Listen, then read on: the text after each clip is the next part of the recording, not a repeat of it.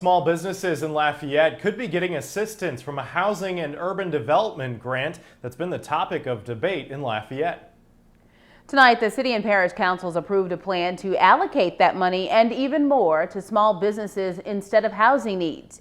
Katie Easter joining us live outside LCG with the details. Katie. Well, this plan, although approved by the council, will still need to be approved by HUD. And LEDA is now pledging to match that with a $200,000 in assistance. Not only businesses that have not yet received any other assistance will be eligible, but they must also be considered a low to moderate income. That will include bakeries, venues, salons, and even artists. One major argument was the HUD grant was intended for homelessness, which has risen by 58% since the beginning of this pandemic. LCG will use $200,000 of funds for future projects to go towards rent and utility assistance.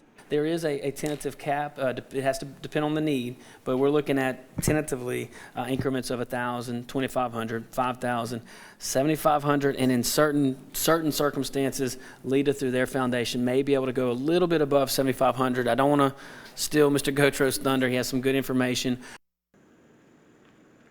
Any business who may be eligible should apply through LEDA, and funds are expected to be available by June 1st. Live in Lafayette, Katie Easter, KTC TV3.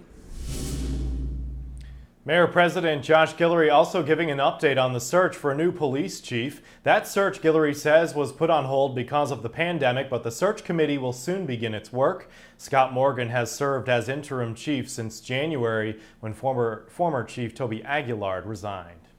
Another new development out of the City Council meeting, Councilwoman Annette Cook announced a new COVID test site in Lafayette. As of today, tests are being offered at 901 Wilson Street 3 days a week.